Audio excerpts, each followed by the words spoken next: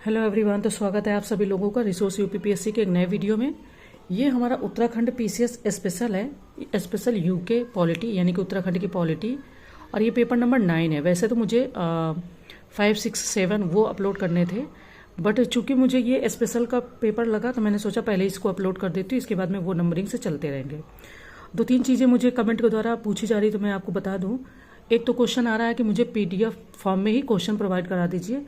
तो आप सभी लोगों से हाथ जोड़कर निवेदन है कि मैं ये फ्री ऑफ कॉस्ट अपलोड कर रही हूँ, मैंने इसका डिजिटल पीडीएफ नहीं लिया तो वो पॉसिबल नहीं है आपको भेज पाना। दूसरी बात, क्वेश्चन के पहले पिक खींच के पीडीएफ में कन्वर्ट करना और फिर पीडीएफ का वीडियो बनाना काफ़ी लेंदी हो जा रहा है मेरे लिए, टाइम बहुत चला जाता है ना। ये केवल 50 क्वेश्चन है, इसमें 1.5 से 2 घंटे चले जाते हैं, तो मुझे काफ़ी प्रॉब्लम हो जाती है। ऐसा पॉसिबल नहीं है, इसलिए मैं आप लोगों से हाथ जोड़ के माफ़ी मांगती हूँ। ऐसा अभी तो फ़िलहाल नहीं कर पाऊँगी, आगे मैं देखूँगी। तीसरी बात, कोई कहीं कहीं आपको वॉइस थोड़ी स्लो मिलती होगी और आपको ब्राइटनेस या लाइट में भी डिफरेंस मिलता होगा। तो कभी कभी मैं रात को पीडीएफ शूट करती हूँ, तो जो मेरे आसपास लोग सोते हैं तो मैं थोड़ा सा उनका ख्याल रख के आवाज़ थोड़ी स्लो हो जाती है, तो मैं उसके लिए भी माफ़ी चाहती हूँ। कोशिश करूँगी कि आवाज़ सही रहे, पर कभी कभी हो जाती है इन केस। और जैसे मेरे पास टाइम रहता है, मैं सोच रही हूँ ये टाइम मेरा यूज़ नहीं हो रहा है, कभी मुझे नींद नहीं आ रही, कभी कुछ है, तो मैं उसमें पेपर को सोचती हूँ कि लाओ कंप्लीट कर लूँ, तो ऐसे कभी कभी कुछ कुछ चीज़ें हो जाती हैं। बाकी आप सब लोगों का जो प्यार मिल रहा है उसके लिए बहुत बहुत थैंक यू। बहुत सारे मेरे नए दोस्त जुड़ गए जिन्हें मैं जानती नहीं हूँ, कोई पहाड़ से जुड़ा है, कोई एकदम रिमोट एरिया से जुड़ रहा है उत्तराखंड से, तो मुझे बहुत खुशी हो रही है कि थोड़ा स्वार्थ ही सही किसी बहाने से आप जुड़ रहे हैं, वो मेरे लिए बहुत खुशी की बात है। तो चले, ये उत्तराखंड पीसीएस का पॉलिटी स्पेशल पेपर है, तो इसको देख लेते हैं। इसके बाद में मैं नंबरिंग से ही वैसे ही कराती जाऊंगी, ठीक है। तो चलो स्टार्ट करते हैं।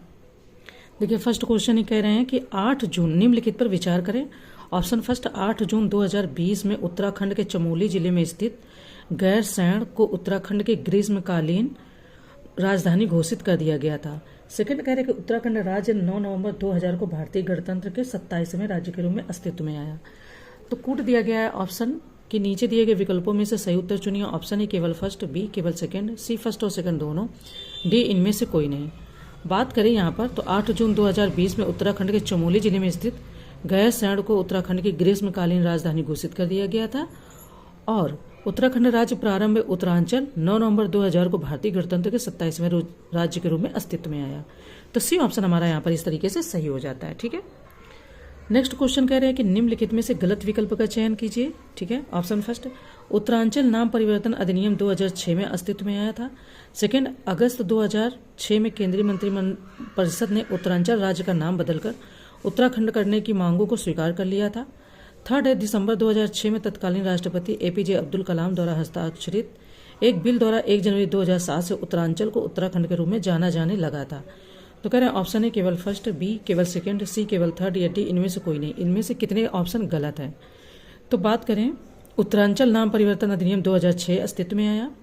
अगस्त 2006 में केंद्रीय मंत्रिपरिषद ने उत्तरांचल राज्य का नाम बदलकर उत्तराखंड करने की मांग को स्वीकार कर लिया, और दिसंबर 2006 में तत्कालीन राष्ट्रपति एपीजे अब्दुल कलाम ने के द्वारा हस्ताक्षरित एक बिल द्वारा 1 जनवरी 2007 से उत्तरांचल को उत्तराखंड के रूप में। इट मीन्स कि तीनों में से कोई भी गलत नहीं है। डी ऑप्शन आपका यहाँ पर सही हो जाएगा कि इनमें से कोई भी गलत नहीं है। इन्होंने कहा था कि गलत विकल्प का चयन करें, तो इनमें से कोई नहीं। आगे बढ़ते हैं।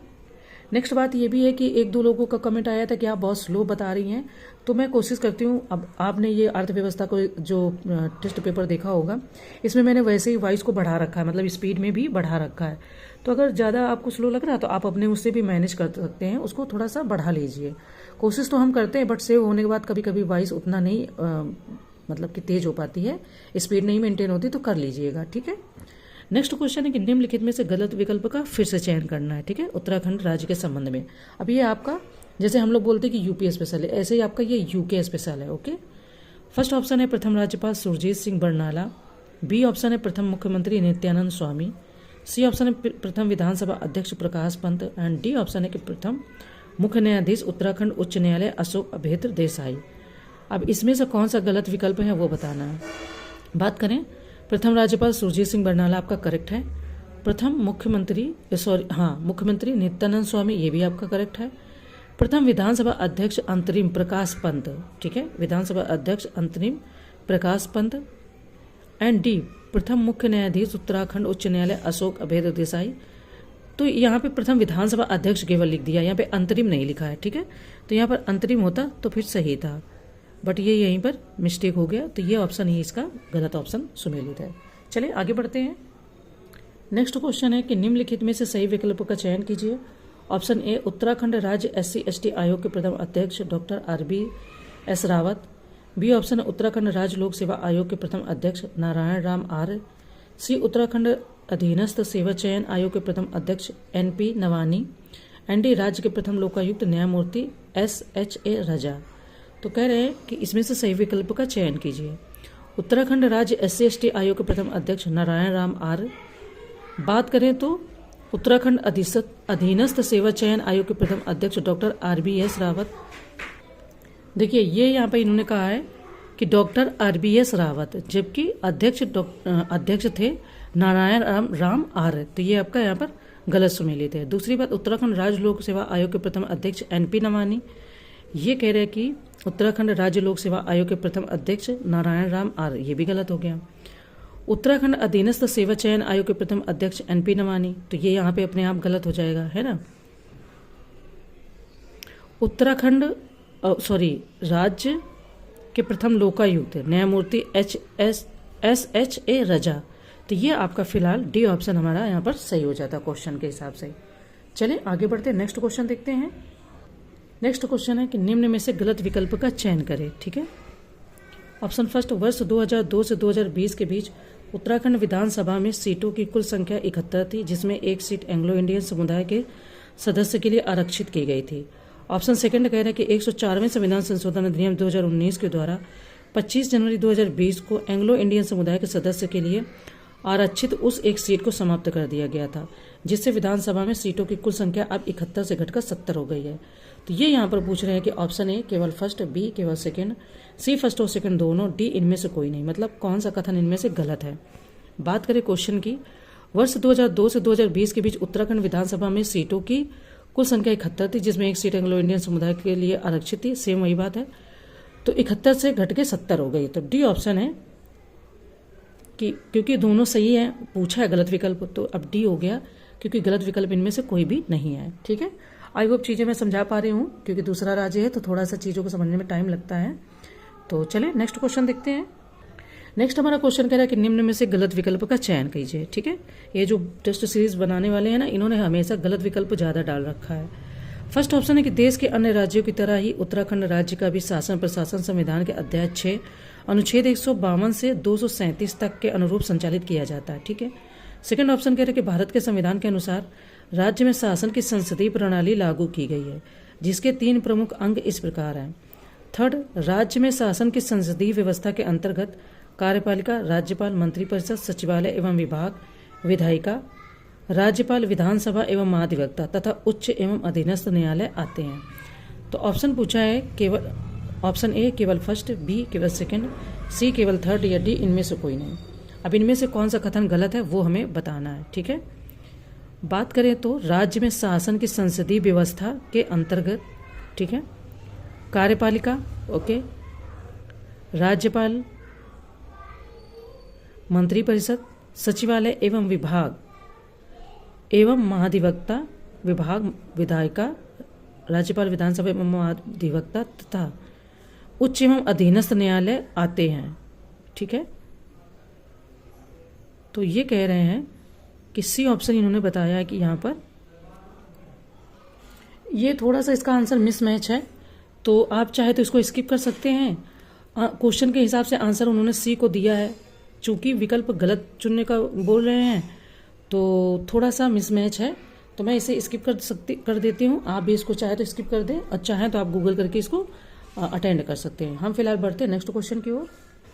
नेक्स्ट क्वेश्चन कह रहे हैं कि राज्य प्रशासन में शक्तियों के दुरुपयोग, भ्रष्टाचार और कदाचार से संबंधित शिकायतों और आरोपों की जांच करने और इस संबंध में राज्य सरकार को सिफारिशें भेजने के लिए राज्य विधानसभा द्वारा डैश को एक नया विधेयक पारित किया गया था। Option 1 November 2011, B option first November 2011, B 1 December 2011, C 1 October 2011 and D 1 June 2011। तो बात करें अगर राज्य प्रशासन में शक्तियों के दुरुपयोग, भ्रष्टाचार और कदाचार से संबंधित शिकायतों और आरोपों की जांच के लिए जो भेजी गई थी सिफारिशें, वो आपका 1 नवंबर 2011 को भेजी गई थी, विच मीन्स कि ए ऑप्शन सही है। नेक्स्ट क्वेश्चन है कि निम्नलिखित में से गलत विकल्प का चयन कीजिए। ठीक है, ऑप्शन फर्स्ट, नए कानून के अनुसार लोकायुक्त संगठन में एक अध्यक्ष और 5 सदस्य जरूरत के हिसाब से 7 सदस्य तक होंगे। सेकंड, आधे सदस्य 10 साल के अनुभव के साथ कानूनी पृष्ठभूमि के होंगे और अन्य आधे सदस्य सार्वजनिक सेवा, अन्वेषण, सतर्कता, भ्रष्टाचार के विरुद्ध कार्य करने, शासन, वित्त प्रबंधन, पत्रकारिता या सूचना अभियांत्रिकी में कम से कम 20 साल के अनुभव वाले होंगे। तो कह रहे हैं कि ऑप्शन ए केवल फर्स्ट, बी केवल सेकंड, सी फर्स्ट और सेकंड दोनों, डी इनमें से कोई नहीं। इनमें से कौन सा कथन गलत है? नए कानून के अनुसार लोकायुक्त संगठन में एक अध्यक्ष और 5 सदस्य, जरूरत के हिसाब से 7 सदस्य होंगे। ठीक है, आधे सदस्य 10 साल नहीं, यहाँ पर हो जाएगा इसका दुगना 20 साल। ठीक है, आधे सदस्य 20 साल के अनुभव के साथ कानूनी पृष्ठभूमि के होंगे और अन्य आधे सदस्य सार्वजनिक सेवा, अन्वेषण, सतर्कता, भ्रष्टाचार के विरुद्ध कार्य करने, शासन, वित्त प्रबंधन, पत्रकारिता या सूचना अभियांत्रिकी से 20 साल के अनुभव वाले होंगे। तो फिलहाल बी ऑप्शन आपका यहाँ पर गलत हो जाता है। ठीक है, क्योंकि यहाँ पर इन्होंने ईयर का डिफरेंस कर दिया। तो हमारा जो 8 नंबर क्वेश्चन है उसका बी ऑप्शन सही हो जाएगा। ठीक है, चले, आई होप चीज़ें सही हो रही हैं। हाँ, एक चीज़ के लिए कमेंट बार बार आ रहा था कि इंग्लिश विजिबल नहीं है, तो मैं लाई तो हिंदी मीडियम के लिए थी, है ना, तो इसलिए मैंने इंग्लिश पे ज़्यादा ध्यान नहीं दिया। मैं हिंदी मीडियम को ही ज़्यादातर टेस्ट सीरीज हिंदी मीडियम की लाती हूँ, बट देखती हूँ, थोड़ा थोड़ा कोशिश करती जाऊँगी कि आप इस तरीके से पढ़ पाएँ कि ना। अगर किसी और को ज़्यादा दिक्कत नहीं होगी तो मैं तो चाहती हूँ कि सबका ही इसमें सबको हेल्प मिले, किसी का भी नुकसान ना हो। ठीक है, तो ये इस तरीके से आप क्वेश्चन को पढ़ सकते हैं। इतनी देर में आप वीडियो को पॉज करके पढ़ लीजिएगा और आपको चीज़ें समझ में आ जाएंगी। ठीक है, चलिए नेक्स्ट है कि निम्न में से गलत विकल्प का चयन कीजिए। ऑप्शन फर्स्ट, संविधान के अनुच्छेद 214 के अंतर्गत प्रत्येक राज्य के लिए एक उच्च न्यायालय का प्रावधान किया गया है। सेकंड, कह रहे हैं कि इस अनुच्छेद के अनुरूप 9 नवंबर 2000 को देश के 20वें उच्च न्यायालय के रूप में नैनीताल में उत्तराखंड उच्च न्यायालय की स्थापना की गई थी। ठीक है, ऑप्शन ए केवल फर्स्ट, बी केवल सेकंड, सी फर्स्ट और सेकंड दोनों, डी इनमें से कोई नहीं। अब सेम ये आप यहाँ पर थोड़ी देर में पढ़ सकते हैं। Select the incorrect option from the following under article 214 of the constitution. ठीक है, तो इस तरीके से आप अपने ऑप्शन पढ़ लीजिए, आपको चीजें क्लियर हो जाएंगी।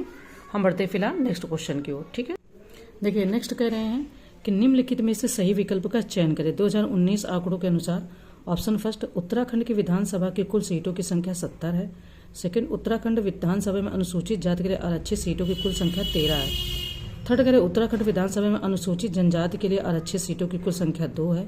तो ऑप्शन दिया है केवल फर्स्ट और सेकंड, बी केवल सेकंड और थर्ड, सी केवल फर्स्ट और थर्ड, या डी उपरोक्त सभी। अब इनमें से सही विकल्प का चयन करना है। ठीक है, तो 2019 के आंकड़ों के अनुसार डी ऑप्शन हमारा फिलहाल सही हो जाता है, यानी कि जो भी फैक्ट दिए गए हैं वो सभी यहाँ पर सही है। नेक्स्ट क्वेश्चन है कि निम्नलिखित में से सही विकल्प का चयन करें। ऑप्शन फर्स्ट, उत्तराखंड राज्य में राज्यसभा की कुल सीटों की संख्या 3 है। सेकंड, उत्तराखंड राज्य में लोकसभा की कुल सीटों की संख्या 5 है। थर्ड, उत्तराखंड राज्य के 5 लोकसभा क्षेत्र अल्मोड़ा, पौड़ी, गढ़वाल, टिहरी गढ़वाल, नैनीताल और चंपावत है। फोर्थ ऑप्शन है कि 2008 के परिसीमन के अनुसार प्रत्येक लोकसभा क्षेत्र के अंतर्गत 14 विधानसभा सीटें आती हैं। तो यहाँ पर दिया ऑप्शन है केवल फर्स्ट, सेकेंड और थर्ड, बी केवल सेकेंड, थर्ड और फोर्थ, सी केवल फर्स्ट, सेकेंड और फोर्थ, या डी फर्स्ट, सेकेंड, थर्ड और फोर्थ। तो अब हमें इनमें से बताना कि कौन सा विकल्प सही है। ये वाली टेस्ट सीरीज से आपके बहुत सारे लोकल क्वेश्चन, लोकल मतलब जो राज्य से संबंधित है, वो सारे क्लियर हो जाएंगे। तो अगर यहाँ पर बात करें कि कौन कौन से सही है, तो फर्स्ट, सेकेंड और फोर्थ सही है। उत्तराखंड राज्य में राज्यसभा की कुल सीटों की संख्या 3 है, ये करेक्ट है। उत्तराखंड राज्य में लोकसभा की कुल सीटों की संख्या 5 है, ये भी करेक्ट है।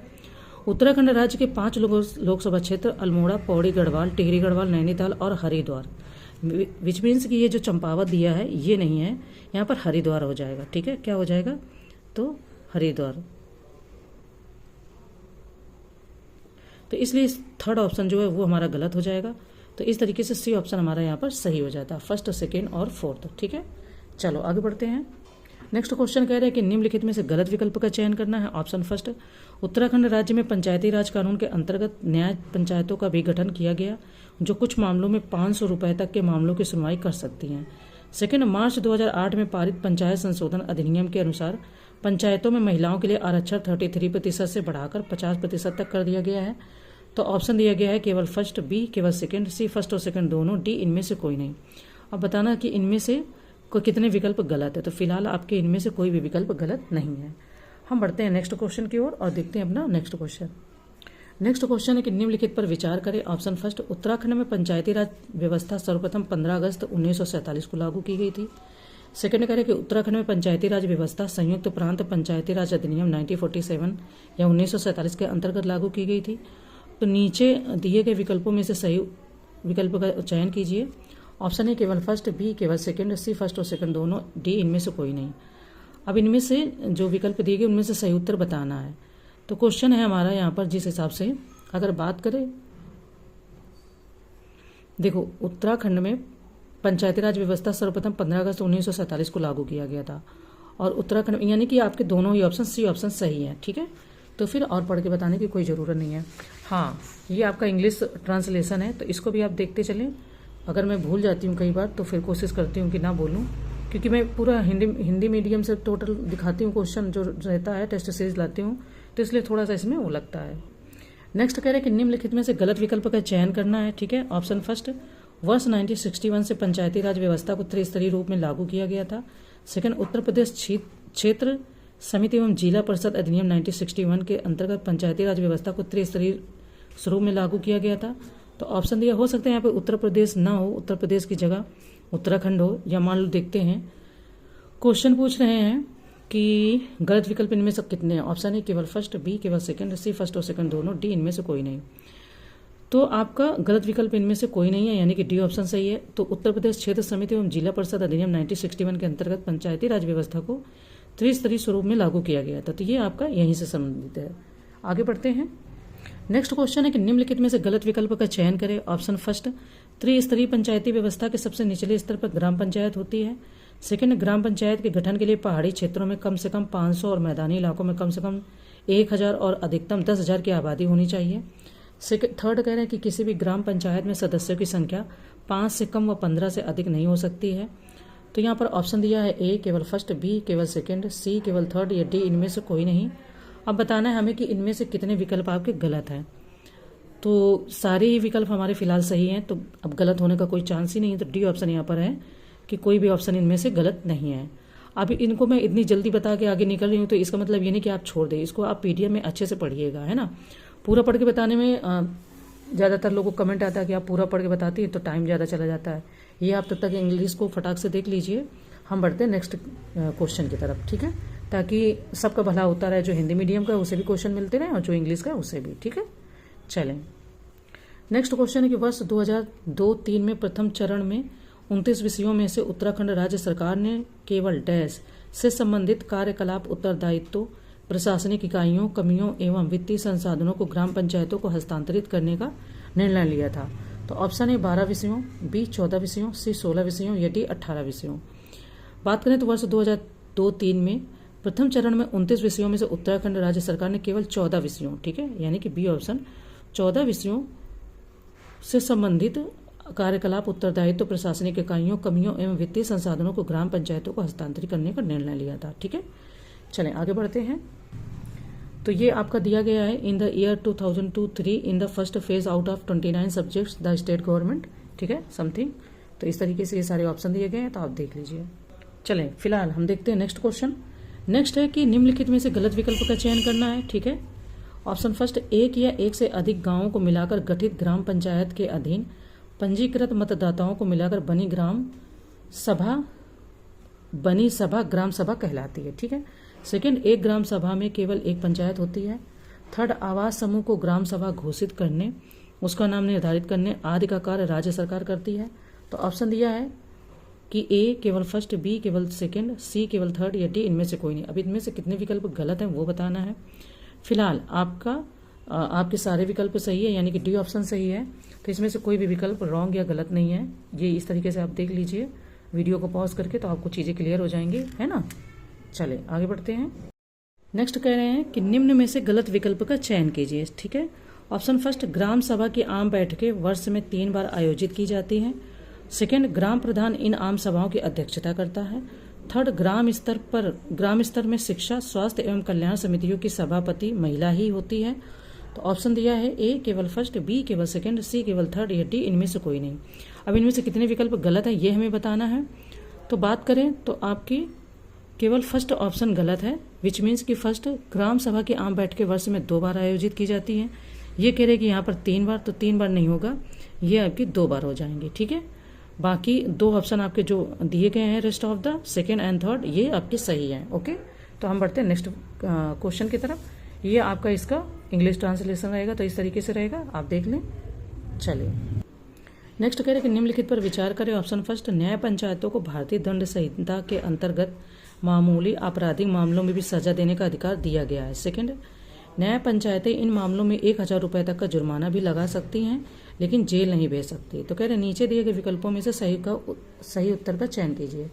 ऑप्शन ए केवल फर्स्ट, बी केवल सेकंड, सी फर्स्ट और सेकंड दोनों, डी इनमें से कोई नहीं। 19 नंबर क्वेश्चन की बात करें तो आपका फर्स्ट ऑप्शन केवल यहाँ पर सही है। सेकंड ये कह रहे कि न्याय पंचायतें इन मामलों में 1000 रुपये तक का जुर्माना भी लगा सकती, लेकिन जेल नहीं भेज सकती। ठीक है, तो जेल नहीं भेज सकती। न्याय पंचायतों को भारतीय दंड संहिता के अंतर्गत मामूली आपराधिक मामलों में भी सजा देने का अधिकार दिया गया है। यहाँ पर बोला था कि नीचे दिए गए विकल्पों में से सही उत्तर का चयन कीजिए।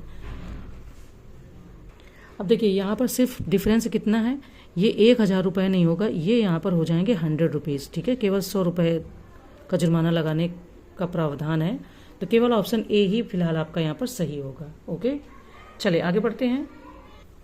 नेक्स्ट क्वेश्चन है कि निम्नलिखित पर विचार कीजिए। ऑप्शन फर्स्ट, ग्राम पंचायतों के सभी रिकॉर्ड्स ग्राम प्रधान के पास होते हैं और ग्राम पंचायत द्वारा सचिव की नियुक्ति की जाती है। सेकंड, पंचायत सदस्य ग्राम प्रधान या उप प्रधान चुने जाने के लिए न्यूनतम आयु 21 वर्ष होनी चाहिए। तो कह रहे हैं कि नीचे दिए गए विकल्पों में से सही उत्तर चुनिए। ऑप्शन ए केवल फर्स्ट, बी केवल सेकंड, सी फर्स्ट और सेकंड दोनों, डी ना तो इनमें से कोई नहीं। तो अगर हम बात करें कि इनमें से कितने विकल्प सही हैं, देखिए पहले बात कर लेते हैं। ग्राम पंचायतों के सभी रिकॉर्ड्स ग्राम प्रधान के पास होते हैं, ये भी सही है, और ग्राम पंचायतों द्वारा सचिव की नियुक्ति की जाती है। तो इस तरीके से सी ऑप्शन आपका सही हो जाएगा, यानी कि फर्स्ट और सेकंड दोनों ही सही हो जाएंगे। ठीक है, ये आपका रहा इंग्लिश ट्रांसलेशन। चलते हैं आगे बढ़ते हैं। नेक्स्ट कह रहे हैं कि निम्नलिखित में से गलत विकल्प का चयन कीजिए। ऑप्शन फर्स्ट, नए कानून के अनुसार लोकायुक्त के पास 3 शाखाएं हैं, अन्वेषण शाखा, अभियोजन शाखा और न्यायिक शाखा, जो किसी भी शिकायत को सुनती है। सेकंड, लोकायुक्त को यह अधिकार है कि वह किसी भी शिकायती आवेदन पर या किसी भी मामले का स्वयं संज्ञान लेकर नोटिस भेज सकता है। थर्ड है कि लोकायुक्त को राज्य की सतर्कता विजिलेंस इकाई के अधीन रखा गया है। तो ऑप्शन ए केवल फर्स्ट, बी केवल सेकंड, सी केवल थर्ड या डी इनमें से कोई नहीं। बात करें यहाँ पर हम तो आंसर कि कितने गलत है, तो इसमें केवल थर्ड आपका यानी कि सी गलत है। राज्य की सतर्कता विजिलेंस इकाई को लोकायुक्त के अधीन रखा गया है। ठीक है,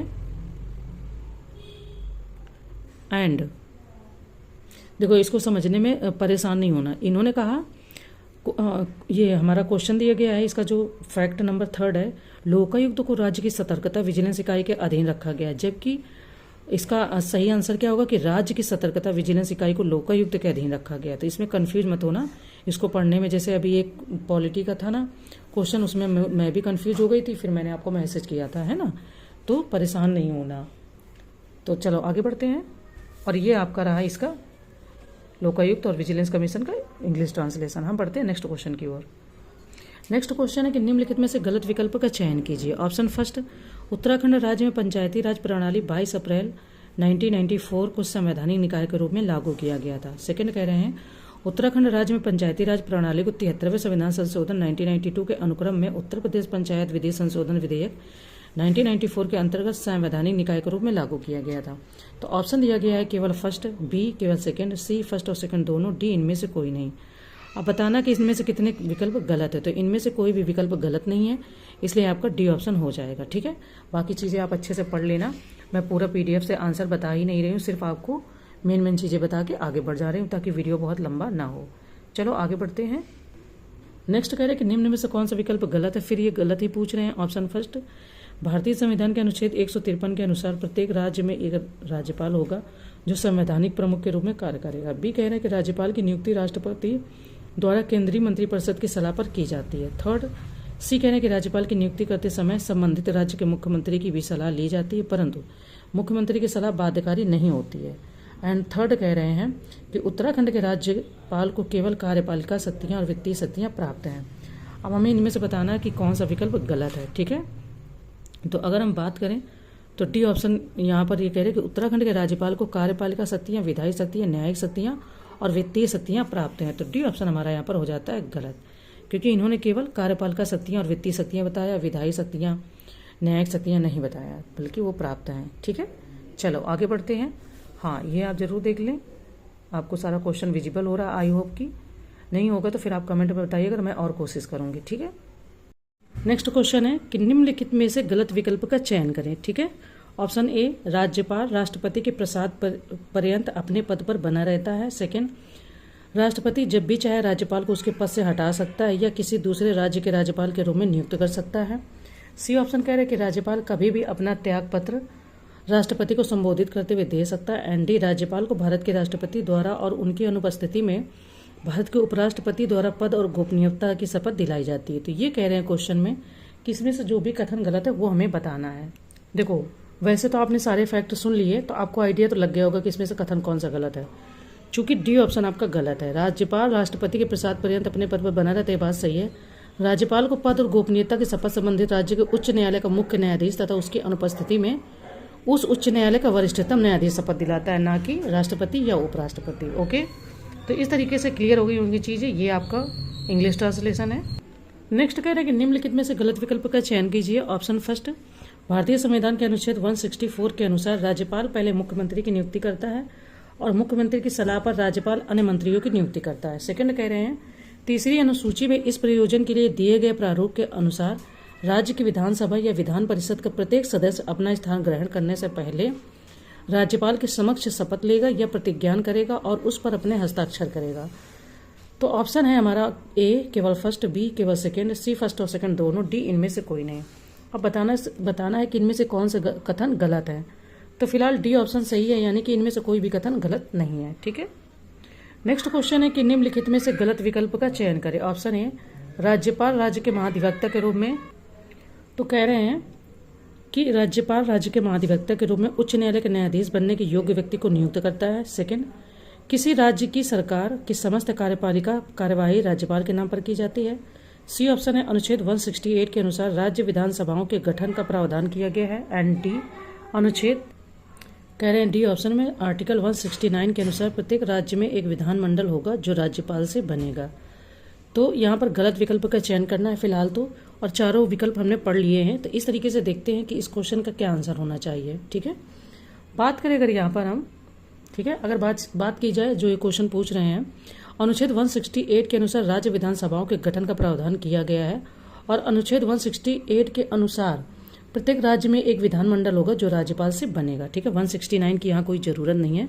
अगर ये 168 होता तो ये यहाँ पर सही होता है, इसलिए ये कथन आपका यहाँ पर हो जाता है गलत। ठीक है, तो ये इस तरीके से इसके सारी चीज़ें दी गई हैं, आप देख लें। देखने के बाद में आप इससे अपना आंसर सेलेक्ट कर लें। ठीक है, चले आगे बढ़ते हैं। नेक्स्ट क्वेश्चन है कि निम्नलिखित में से गलत विकल्प का चयन करना है। ऑप्शन ए, अनुच्छेद 172 के अंतर्गत राज्य के विधानमंडल के सत्रावसान और विघटन से संबंधित प्रावधान दिए गए हैं। सेकंड, अनुच्छेद 176 के अंतर्गत राज्यपाल के विशेष अभिभाषण के संबंध में प्रावधान किए गए हैं और इसके अंतर्गत राज्यपाल विधानमंडल को संबोधित करते हैं। सी, अनुच्छेद 316 के अंतर्गत लोक सेवा आयोग के अध्यक्ष और अन्य सदस्यों की नियुक्ति यदि वह संघ आयोग या संयुक्त आयोग है तो राष्ट्रपति द्वारा, और यदि वह राज्य आयोग है तो राज्य के राज्यपाल द्वारा की जाती है। डी, इनमें से कोई नहीं। अब बताना है कि इनमें से कौन सा कथन गलत है। देखो, अनुच्छेद 174 के अंतर्गत राज्य के विधानमंडल के सत्रावसान और विघटन से संबंधित प्रावधान दिए गए। इसके अंतर्गत राज्यपाल समय समय पर सदन या राज्य विधानसभा के किसी भी या राज्य विधानमंडल के किसी भी सदन का सत्तावसान कर सकता है और विधानसभा को भंग कर सकता है। ठीक है, अनुच्छेद 176 के अनुसार राज्यपाल के विशेष अभिभाषण के संबंध में प्रावधान किए गए। इसके अंतर्गत राज्यपाल विधानमंडल को संबोधित करते हैं। तो यहाँ पर आपका ऑप्शन ए फिलहाल है गलत। ठीक है, क्योंकि यहाँ पर पूछा कौन सा ऑप्शन गलत है, तो ए ऑप्शन गलत है आपका, बी सी सही है। ठीक है, चले आगे बढ़ते हैं। हाँ, इसको आप जरूर देख लें। इसके बाद में बढ़ते हैं नेक्स्ट क्वेश्चन की ओर। नेक्स्ट कह रहे हैं कि निम्नलिखित में से गलत विकल्प का चयन कीजिए। ऑप्शन ए, अनुच्छेद 156 के अंतर्गत राज्य के महाधिवक्ता के संबंध में प्रावधान दिए गए हैं। बी, अनुच्छेद 157 के अंतर्गत कोई व्यक्ति राज्यपाल नियुक्त होने का पात्र तभी होगा जब वह भारत का नागरिक हो और 35 वर्ष की आयु पूरी कर चुका हो। सी, अनुच्छेद 158 के अंतर्गत राज्यपाल संसद के किसी सदन का या विधानमंडल के किसी सदन का सदस्य नहीं होगा। राज्यपाल अन्य कोई लाभ का पद धारण नहीं करेगा तथा परिलब्धियों और भत्ते का हकदार होगा। डी, अनुच्छेद 159 के अंतर्गत राज्यपाल द्वारा शपथ या प्रतिज्ञान के संबंध में प्रावधान दिए गए हैं। तो यहाँ पर बताना है कि इनमें से कौन सा कथन गलत है। बात करें तो आपका ऑप्शन ए ही गलत है। 165 के अंतर्गत राज्य के महाधिवक्ता के संबंध में प्रावधान किए गए हैं। ये 165 को इन्होंने बोल दिया 156, जो कि आपका गलत होगा, 165 हो जाएगा। ठीक है, तो इसीलिए ए ऑप्शन ही आपका यहाँ पर गलत हो जाता है। नेक्स्ट चीज़ें आप पढ़ लीजिए अच्छे से। राज्यपाल राज्य के महाधिवक्ता होने के लिए एक उच्च न्यायालय के न्यायाधीश के रूप में नियुक्त होने की योग्य व्यक्ति को नियुक्त कर सकता है। इस तरीके से चीज़ें दी गई हैं। ठीक है, तो उसको आप जरूर पढ़ लीजिएगा। मैं क्योंकि इस बार बता नहीं रही हूँ ज़्यादा डिटेल में। ठीक है, तो ये आपका ये ट्रांसलेशन है, क्योंकि कई कमेंट आ रहे थे ना कि विजुअल नहीं है, तो विजुअल है बट मैं पूरा डिटेल में नहीं बता सकती, वरना फिर वीडियो बहुत ज़्यादा लंबा हो जाएगा। ठीक है, नेक्स्ट क्वेश्चन है कि निम्नलिखित में से गलत विकल्प का चयन करना है। ठीक है, ऑप्शन ए, राज्य मंत्रिपरिषद कई प्रशासनिक, विधायी और वित्तीय कार्य करती है। बी, राज्य की वास्तविक कार्यपालिका का कार्य राज्य मंत्रिपरिषद ही करती है। सी, राज्य मंत्रिपरिषद ही विधानमंडल की पथ प्रदर्शक और शासन की धुरी होती है। तो कह रहे उपरोक्त में से कोई नहीं। डी, उपरोक्त में से कोई नहीं। अब इनमें से कौन सा विकल्प गलत है?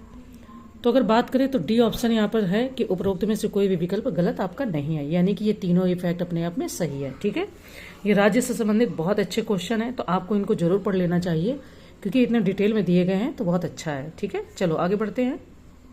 नेक्स्ट कह रहे हैं कि निम्नलिखित में से गलत विकल्प का चयन करें। ऑप्शन ए, उत्तराखंड राज्य में नगरीय स्वायत्त शासन प्रणाली की शुरुआत 1913 में हुई थी।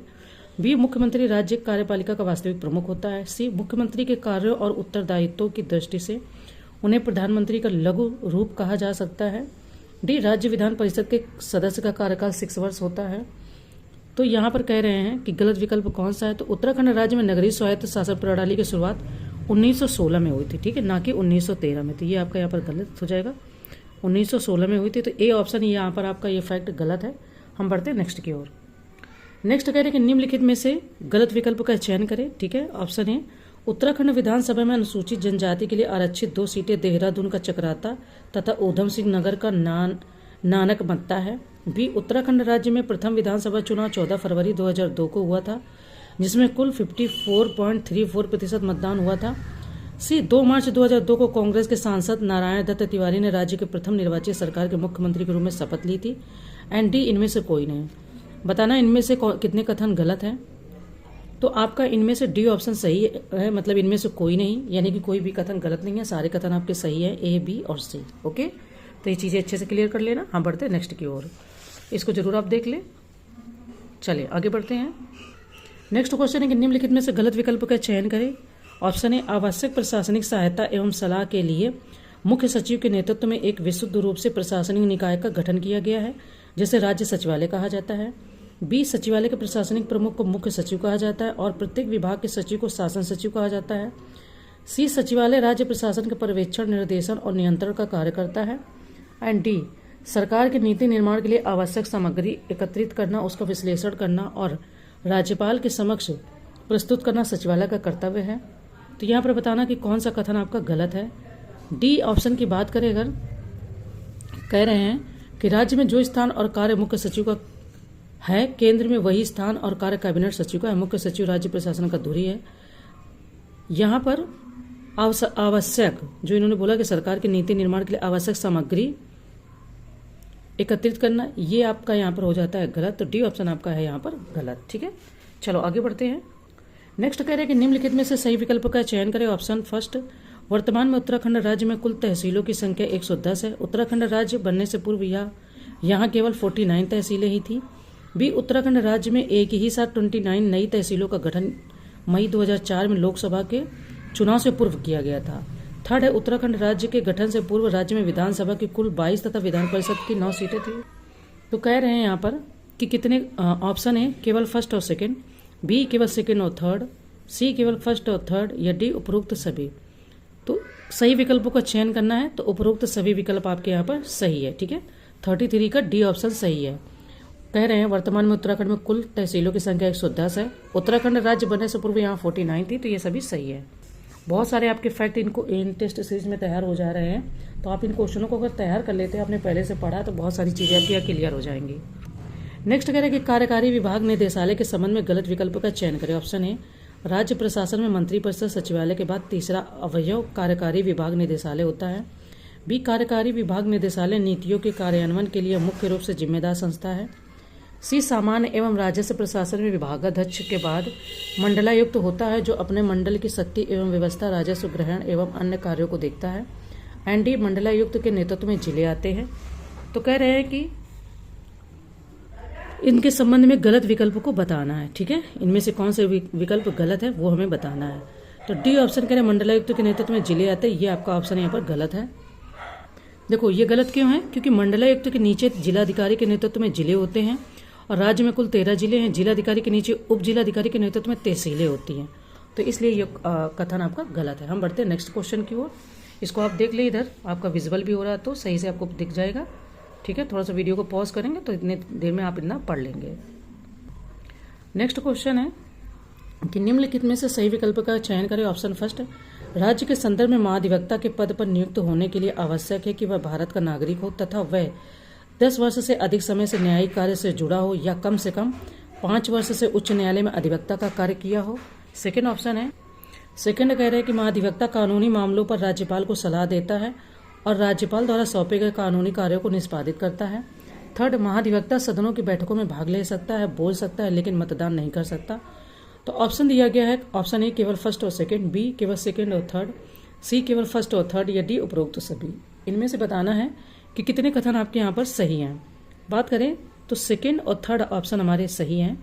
ठीक है, राज्य के संदर्भ में महाधिवक्ता के पद पर नियुक्त होने के लिए आवश्यक है कि वह भारत का नागरिक हो तथा वह 10 वर्ष से, इन्होंने बोला यहाँ पे 5 वर्ष से, यही आपका गलत हो जाएगा, 10 वर्ष से उच्च न्यायालय में अधिवक्ता का कार्य किया हो। ठीक है, नेक्स्ट क्वेश्चन है कि निम्नलिखित में से गलत विकल्प का चयन करें। ऑप्शन ए, राज्यपाल का पद विधानमंडल में सबसे ऊपर आता है। बी, राज्यपाल के हस्ताक्षर के बिना कोई कानून लागू नहीं हो सकता। सी, सत्र के प्रारंभ में राज्यपाल सदन को संबोधित करता है और बजट रखता है, निर्णयों की अयोग्यता तय करता है, वित्त मंत्री को भेजने के लिए विधेयकों को सुरक्षित रखता है। डी, राज्यपाल विशेष परिस्थितियों में अध्यादेश जारी करता है जब सदन सत्र में नहीं होता है। तो अब यहाँ पर गलत विकल्प का चयन करना है फिलहाल आपको। तो बात करें अगर यहाँ पर, तो सत्र के प्रारंभ में राज्यपाल सदन को संबोधित करता है, ये यहाँ पर इन्होंने बताया है। तो अगर बात करें तो फर्स्ट आपका सी ऑप्शन यहाँ पर फिलहाल गलत है। ठीक है, क्यों गलत है वो आपको बढ़िया से दिया गया है पीडीएफ में, तो अच्छे से पढ़ लेना। हम बढ़ते हैं नेक्स्ट की ओर, ये आप इधर देख लें तब तक, जो लोग भी इंग्लिश मीडियम से हैं तो ठीक है। नेक्स्ट कह रहे हैं कि निम्नलिखित में से गलत विकल्प का चयन करें। ऑप्शन फर्स्ट, विधानसभा का गठन संविधान के अनुच्छेद 170। तो अगर हम यहाँ पर देखें, विधानसभा का गठन संविधान के अनुच्छेद 170 के अंतर्गत राज्य के वयस्क मतदाताओं द्वारा चुने गए सदस्यों द्वारा किया जाता है। नेक्स्ट कह रहे हैं कि सेकेंड, अनुच्छेद 171 के अंतर्गत यह व्यवस्था की गई है कि किसी राज्य की विधानसभा में अधिकतम 500 और न्यूनतम 60 सदस्य हो सकते हैं। थर्ड ऑप्शन है कि विधानसभा के सदस्य प्रत्यक्ष रूप से विधानसभा क्षेत्रों के वयस्क 18 वर्ष से उससे अधिक मतदाताओं द्वारा चुने जाते हैं। तो कह रहे हैं ऑप्शन है केवल फर्स्ट, बी केवल सेकेंड, सी केवल थर्ड, या डी इनमें से कोई नहीं। बताना कि इनमें से कितने विकल्प सही है।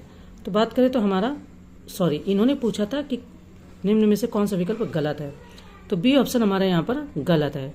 विधानसभा का गठन संविधान के अनुच्छेद 170 के अंतर्गत राज्य के वयस्क मतदाताओं द्वारा चुने गए सदस्यों द्वारा किया जाता है। अनुच्छेद 170 के अंतर्गत यह भी व्यवस्था की गई कि किसी राज्य की विधानसभा में अधिकतम 500, ये 171 जो कर दिया है ना, वो भी 170 के अंतर्गत ही होगा, इसीलिए बी ऑप्शन हमारा यहाँ पर गलत हो जाता है। हम बढ़ते हैं नेक्स्ट की ओर। नेक्स्ट क्वेश्चन है कि विधानसभा की सदस्यता के लिए निर्धारित योग्यताओं के संबंध में गलत विकल्प का चयन करें। ठीक है, ऑप्शन ए, वह भारत का नागरिक होना चाहिए। बी, उसकी आयु 25 वर्ष से कम नहीं होनी चाहिए। सी, वह भारत सरकार या किसी राज्य सरकार के अधीन लाभ के पद पर नहीं होना चाहिए। एंड डी, वह संसद द्वारा बनाए गए किसी भी कानून के तहत राज्य विधानसभा के सदस्य के रूप में चुने जाने के लिए योग्य नहीं होना चाहिए, बोल रहे हैं यहाँ पर। अब यहाँ पर भी गलत विकल्प का चयन करना है, तो बताना है। तो जो यहाँ पर ऑप्शन गलत है वो डी ही गलत है। ठीक है, तो क्यों गलत है? क्योंकि आयु इन्होंने बोला है कि वह संसद द्वारा बनाए गए किसी भी कानून के तहत राज्य विधानसभा के सदस्य के रूप में चुने जाने के लिए अयोग्य नहीं होना चाहिए। ठीक है, वह भारत सरकार या किसी राज्य के अधीन लाभ के पद पर नहीं होना चाहिए। तो इसलिए यहाँ पर जो गलत विकल्प है वो डी आपका यहाँ पर हो जाएगा। आगे बढ़ते हैं, नेक्स्ट क्वेश्चन देखते हैं। ये आप सब देख ले तब तक। ठीक है, चले नेक्स्ट बोल रहे हैं कि निम्नलिखित में से फिर गलत विकल्प का चयन करना है। ऑप्शन फर्स्ट, सामान्यतः विधानसभा का कार्यकाल 5 वर्ष का होता है, किंतु राष्ट्रीय आपात की उद्घोषणा लागू होने की दशा में एक बार में विधानसभा का कार्यकाल 6 माह तक के लिए बढ़ाया जा सकता है, ये कह रहे हैं। सेकंड ऑप्शन, विधानसभा को उसके 5 वर्ष पूरे होने से पहले भी भंग किया जा सकता है, इसे मंत्रिपरिषद की सलाह पर राज्यपाल द्वारा भंग किया जा सकता है। थर्ड, राज्य में राष्ट्रपति शासन लगाने की स्थिति में भी विधानसभा भंग की जा सकती है। तो ऑप्शन है ए केवल फर्स्ट, बी केवल सेकंड, सी केवल थर्ड या डी इनमें से कोई नहीं। अब बताना है कि इनमें से कितने कथन आपके गलत हैं। फिलहाल ऑप्शन ए हमारा यहाँ पर बता रहे हैं कि गलत है। सामान्यतः विधानसभा का कार्यकाल 5 वर्ष का होता है, किंतु राष्ट्रीय आपात की उद्घोषणा लागू होने की दशा में विधानसभा का कार्यकाल 1 वर्ष के लिए बढ़ाया जा सकता है।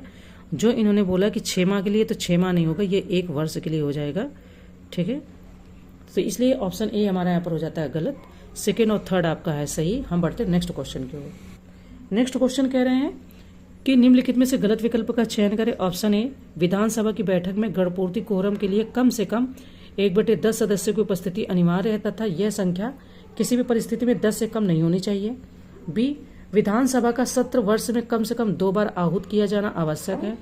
सी, विधानसभा के किन्हीं 2 सत्रों के बीच 3 माह से अधिक का अंतराल नहीं होना चाहिए। एंड डी, विशेष परिस्थितियों में विधानसभा का विशेष सत्र भी राज्यपाल द्वारा बुलाया जा सकता है। तो अब इनमें से कौन सा कथन गलत है वो बताना है। सी ऑप्शन करें कि विधानसभा की बैठक में, वो तो चलो ठीक है, विधानसभा के किन्हीं 2 सत्रों के बीच 6 माह से अधिक का अंतराल नहीं होना चाहिए। ये जो यहाँ पर 3 दिया ये आपका हो जाता है गलत, यहाँ पर होना चाहिए 6 माह, इसीलिए सी विकल्प हमारा यहाँ पर गलत है। आगे बढ़ते हैं, नेक्स्ट क्वेश्चन देखते हैं। ठीक है, ये इस तरीके से क्वेश्चन है 40 नंबर। हम बढ़ते हैं नेक्स्ट क्वेश्चन की ओर। नेक्स्ट कह रहे हैं कि निम्नलिखित में से गलत विकल्प का चयन करें। ऑप्शन है, संविधान के अनुच्छेद 177 के अनुसार विधानसभा के सदस्य अपने सदस्यों में से एक सदस्य को अध्यक्ष और दूसरे को उपाध्यक्ष के रूप में चुनते हैं। बी, विधानसभा भंग होने पर अध्यक्ष अगली नवनिर्वाचित विधानसभा के प्रथम अधिवेशन होने तक अपने पद पर बना रहता है। सी, राज्य में लोक अदालतों की व्यवस्था भी की गई है जो लोगों को निःशुल्क कानूनी सहायता प्रदान करती है। डी, लोक अदालतों की व्यवस्था एवं संचालन के लिए सरकार ने उत्तराखंड विधिक सहायता एवं परामर्श बोर्ड की स्थापना की है। तो अब इनमें से गलत विकल्प को हमें पहले बताना होगा। ठीक है, तो ऑप्शन ए यहाँ पर हमारा गलत बता रहे हैं। संविधान के अनुच्छेद 178 के अनुसार विधानसभा के सदस्य अपने सदस्यों में, इसलिए ये आपका हो जाता है यहाँ पर गलत। ठीक है, हम बढ़ते हैं नेक्स्ट की ओर। ठीक है, 41 नंबर क्वेश्चन हमारा कंप्लीट हो गया। नेक्स्ट क्वेश्चन है कि निम्नलिखित में से गलत विकल्प का चयन करें। ऑप्शन ए, अनुच्छेद 127 के अंतर्गत उच्च न्यायालय को राज्य के अन्य न्यायालयों और न्यायाधिकारियों के अधीक्षण का पूरा अधिकार है। सेकंड, वर्तमान में राज्य उच्च न्यायालय में न्यायाधीशों के स्वीकृत पदों की संख्या 8 है। थर्ड, अप्रैल 2001 में मामलों के त्वरित निस्तारण के लिए 45 फास्ट ट्रैक कोर्ट स्थापित किए गए थे। तो ऑप्शन कह रहे हैं कि ऑप्शन ए केवल फर्स्ट, बी केवल सेकंड, सी केवल थर्ड या डी इनमें से कोई नहीं। अब कौन सा कथन इनमें से गलत है वो हमें बताना है। ठीक है, तो अगर बात करें तो डी ऑप्शन इनमें से कोई नहीं, यानी कि कोई भी इसमें से कथन गलत नहीं है, तो इसलिए डी ऑप्शन हो जाएगा। ओके, चले 42 नंबर क्वेश्चन कंप्लीट हो गया। हम बढ़ते हैं नेक्स्ट की ओर। कह रहे हैं कि निम्नलिखित में से गलत विकल्प का चयन करना है। ऑप्शन ए, 1993 में 74वें संविधान संशोधन द्वारा नगरीय निकायों को संवैधानिक दर्जा दिया गया था तथा 1994 में इन नगरीय निकायों के लिए नया अधिनियम पास किया गया। आपको अगर टाइम मिले तो आप 73 और 74 संशोधन को जरूर अच्छे से पढ़ लेना, उसके बहुत क्वेश्चन बनते हैं। ठीक है, तो इसलिए उसको अगर डिटेल में कहीं से पढ़ लोगे तो ये सारे क्वेश्चन आपके लिए एकदम से कहते नहीं हलवा हो जाएंगे, इनमें कोई टेंशन नहीं होगी। सेकेंड है कि विधानसभा के तत्कालीन सदस्यों के बहुमत के प्रस्ताव के द्वारा भी विधानसभा अध्यक्ष को अपदस्थ किया जा सकता है, यानी हटाया जा सकता है, और ऐसा प्रस्ताव पेश करने से पूर्व विधानसभा अध्यक्ष को 14 दिन पूर्व सूचना देना अनिवार्य है, जिसे हम बोलते हैं कि नोटिस देना अनिवार्य है ना। थर्ड, जब अध्यक्ष के विरुद्ध प्रस्ताव प्रस्तुत किया जाता है तो अध्यक्ष उस बैठक की अध्यक्षता नहीं करता, परंतु उससे भाग लेने और मत देने का पूर्ण अधिकार रखता है। अब ध्यान देना इनमें अच्छे से। ऑप्शन ए केवल फर्स्ट, बी केवल सेकंड, सी केवल थर्ड या डी इनमें से कोई नहीं। अब बताना इनमें से गलत विकल्प कौन है। आई होप कि आपने जब फैक्ट पढ़ा तो आपको इनमें से गलत विकल्प पता चल ही गया होगा, है ना, कि इनमें से कौन सा हमारा विकल्प गलत होगा, क्योंकि मतलब चीज समझ में ही आ रही है। बात करें तो जब अध्यक्ष के विरुद्ध प्रस्ताव प्रस्तुत किया जाता है तो अध्यक्ष उस बैठक की अध्यक्षता नहीं करता है, परंतु उसमें भाग लेने और मत देने का पूर्ण अधिकार रखता है। ये यहाँ पर डिफरेंस है। और ये कहाँ की बात हो रही, विधानसभा के बारे में, तो इसको थोड़ा अच्छे से पढ़ना। तो डी ऑप्शन आपका फिलहाल हो जाएगा, क्योंकि आपको तो पता चल गया होगा। हम बढ़ते हैं नेक्स्ट की ओर। नेक्स्ट है कि निम्न में से कौन सा विकल्प सही सुमेलित नहीं है, वही मतलब हो जाता है गलत। ऑप्शन है, संशोधित नियमों के अनुसार राज्य में उन नगरों में निगम परिषद का गठन किया जाता है जिनकी जनसंख्या मैदानी क्षेत्रों में 1 लाख तथा पर्वतीय क्षेत्रों में 50,000 या इससे अधिक होती है। बी, नगर निगमों की रचना एक नगर प्रमुख, मेयर, डिप्टी मेयर और सभासदों पार्षदों से होती है। सी, नगर प्रमुख, मेयर और सभासदों का चुनाव 5 वर्ष के लिए प्रत्यक्ष रीति से होता है। एंड डी, राज्य के 8 शहरों में नगर निगम है। तो अब हमें बताना कि इनमें से कौन सा कथन सही सुमेलित नहीं है, विच मीन्स कि गलत है। तो आपका ऑप्शन ए ही यहाँ पर सही सुमेलित नहीं है। क्यों नहीं सही सुमेलित है, वो वहाँ पर दिया गया है।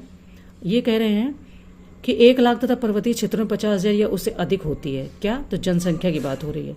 तो यहाँ पर है कि मैदानी क्षेत्रों में 1 लाख तथा पर्वतीय क्षेत्रों में 90,000। ये 50 नहीं होगा, ये यहाँ पर हो जाएगा 90,000, इसलिए ये गलत है। बाकी हमारे सारे ऑप्शन सही है। ठीक है, चले आगे बढ़ते हैं। आप देख लें अच्छे से, नगर निगम मेयर के बारे में दिया गया है, डिप्टी मेयर, तो उसका किस तरीके से चुनाव होता है उसी विषय में क्वेश्चन है। ये हमारा 45 नंबर क्वेश्चन है कि निम्नलिखित में से गलत विकल्प का चयन करना। ऑप्शन ए, नगर पंचायतों का गठन उन नगरों कस्बों में किया जाता है जिनकी जनसंख्या 10,000 से 50,000 के बीच हो। बी ऑप्शन है, नगर पंचायत का गठन नगर पंचायत अध्यक्ष व सभासदों द्वारा किया जाता है जिनका प्रत्येक 5वें वर्ष प्रत्यक्ष रीति से चुनाव होता है। सी, राज्य में कुल 47 नगर पंचायतें जिनमें से 3 नगर पंचायतों में चुनाव नहीं होते बल्कि ये पंचायतें मनोनीत की जाती हैं। एंड डी, इनमें से कोई नहीं। बात करें क्वेश्चन के आंसर की, तो इन्होंने पूछा था कि इनमें से गलत कथन का चयन करें, तो ऑप्शन ए ही हमारा गलत है। क्यों गलत है, अब जनसंख्या के विषय में कुछ होगा तो आप अच्छे से देख लेना। ठीक है, हम बढ़ते हैं फिलहाल नेक्स्ट क्वेश्चन की ओर। नेक्स्ट क्वेश्चन है कि निम्नलिखित में से गलत विकल्प का चयन करें। Option A, Thomas R Dye के अनुसार लोक नीति का उपबंध उन सभी बातों से है जो सरकार करने अथवा न करने का निर्णय लेती है। बी, प्लोडन के अनुसार किसी देश की सरकार के प्रत्येक स्तर पर नीतियों का निर्माण किया जाता है, वे सब वास्तव में लोक नीतियां ही हैं। एंड थर्ड, दिमाग के अनुसार नीतियां सजगता से निर्धारित आचरण के वे नियम हैं जो प्रशासनिक निर्णयों का मार्ग दिखाते हैं। ऑप्शन ए केवल फर्स्ट, बी केवल सेकंड, सी केवल थर्ड या डी इनमें से कोई नहीं। बताना कि इनमें से कौन सा कथन गलत है, तो डी इनमें से कोई नहीं। ठीक है, चलो आगे बढ़ते हैं। नेक्स्ट है कि निम्नलिखित में से सही विकल्प का चयन करें। ऑप्शन है, भ्रष्टाचार निवारण अधिनियम 1988 को संशोधन के लिए वर्ष 2013 में संसद में पेश किया गया था, लेकिन आम सहमति नहीं होने के कारण इसे स्थायी समिति और प्रवर समिति के पास भेजा गया था। सेकंड, साथ ही इसे समीक्षा के लिए विधि आयोग के पास भी भेजा गया था। थर्ड, इन समितियों ने 2016 में अपनी रिपोर्ट प्रस्तुत की, जिसके बाद 2017 में इसे फिर से संसद में लाया गया और पारित किया गया। फोर्थ, पारित होने के बाद इसे भ्रष्टाचार निवारण संशोधन विधेयक 2018 कहा गया। तो ऑप्शन है ए केवल फर्स्ट, सेकंड और थर्ड, बी केवल सेकंड, थर्ड और फोर्थ, सी केवल फर्स्ट, सेकंड और fourth, and D first, second, third और फोर्थ। अब बताना कि इनमें से सही विकल्प का फिलहाल चयन करना है। तो फर्स्ट, सेकंड, थर्ड और फोर्थ, विच मीन्स कि सारे ऑप्शन आपके यहाँ पर सत्य हैं। ठीक है, चले आगे बढ़ते हैं। नेक्स्ट क्वेश्चन है कि निम्नलिखित में से गलत विकल्प का चयन करना है। ओके, ऑप्शन ए, लोक सेवाओं की संवैधानिक स्थिति के संदर्भ में भारतीय संविधान के भाग 14 के अनुच्छेद 308 से 314 तक भारत की लोक सेवाओं के संबंध में प्रावधान दिए गए हैं। ऑप्शन सेकंड, प्रतियोगी परीक्षा के आधार पर लोक सेवकों की नियुक्ति के संबंध में सुझाव देने के लिए 1854 में मैकाले की अध्यक्षता में एक आयोग का गठन किया गया था। थर्ड, सर्वप्रथम 1922 में सिविल सेवा परीक्षा लंदन और इलाहाबाद में एक साथ आयोजित की गई थी। तो ऑप्शन दिए गए हमारे कि हमें बताना है यहाँ पर। ठीक है, ऑप्शन ए केवल फर्स्ट, बी केवल सेकंड, सी केवल थर्ड या डी इनमें से कोई नहीं। हमें बताना है फिलहाल।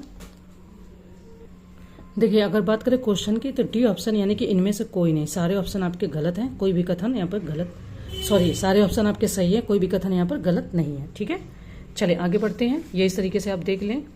48 नंबर क्वेश्चन है हमारा। अब हम चलते हैं नेक्स्ट क्वेश्चन की ओर। नेक्स्ट है कि निम्नलिखित में से गलत विकल्प का चयन करें। ऑप्शन फर्स्ट, 1926 में ली कमीशन के सुझाव पर पहली बार केंद्रीय लोक सेवा आयोग के रूप में लोक सेवा आयोग की स्थापना की गई थी। ठीक है, की गई, जिसमें एक अध्यक्ष तथा 4 अन्य सदस्य होते थे। सेकंड कह रहे कि भारत सरकार अधिनियम 1935 के अंतर्गत केंद्रीय लोक सेवा आयोग का नाम बदलकर संघीय लोक सेवा आयोग कर दिया गया। तो ऑप्शन दिए रहे हैं ए केवल फर्स्ट, बी केवल सेकंड, सी फर्स्ट और सेकंड दोनों, डी इनमें से कोई नहीं। अब इनमें से भी हमें गलत कथन का ही चयन करना है, बताना कि कौन से कथन गलत हैं एंड कौन से कथन यहाँ पे सही है। बात करें तो आपका सही है कि 1926 में ली कमीशन के द्वारा ही। तो इस तरीके से डी ऑप्शन हमारा सही हो जाता है, यानी कि दोनों ही कथन आपके सही हैं। और आपको यहाँ पर इसका भी ट्रांसलेशन देख लेना है और आपको अपना क्वेश्चन यहाँ पर सही मतलब पढ़ लेना है। नेक्स्ट क्वेश्चन है कि निम्नलिखित में से सही विकल्प का चयन करें। ऑप्शन ए 26 दिसंबर 1995 को ऊधम सिंह नगर जिला अस्तित्व में आया। सेकंड 15 सितंबर 1997 को चंपावत जिला अस्तित्व में आया। थर्ड 18 सितंबर 1997 को रुद्रप्रयाग और बागेश्वर जिले अस्तित्व में आए थे। फोर्थ है कि 28 दिसंबर 1988 को हरिद्वार जिला अस्तित्व में आया था। तो ऑप्शन है हमारा यहाँ पर बताना सही विकल्पों का चयन करना है कि ऑप्शन ए केवल फर्स्ट सेकंड और थर्ड, बी केवल सेकंड थर्ड और फोर्थ, सी केवल फर्स्ट सेकंड और फोर्थ, या डी फर्स्ट सेकंड थर्ड और फोर्थ। बताना इनमें से कितने कथन यहाँ पर सही है। तो यहाँ पर ये कह रहे हैं कि डी ऑप्शन सही है, यानी कि फर्स्ट सेकंड थर्ड और फोर्थ सारे ऑप्शन सही है। तो ये हमारा UK special test series complete हो गई। अब हम अपनी नंबरिंग वाली अपलोड करेंगे। हाँ, जो और क्वेरी हो आप सब लोगों की आप कमेंट जरूर कीजिएगा, तो मैं आपको बता दूंगी। दूसरी बात, आप डिस्क्रिप्शन बॉक्स को चेक कर लिया करिए, वहाँ पे प्लेलिस्ट प्लस आपको टेलीग्राम चैनल का लिंक दिया है जिसमें मैं आंसर की पीडीएफ भेजती हूँ, तो वो आपको वहाँ से मिल जाएगी। ठीक है, थैंक यू आप सब लोगों का।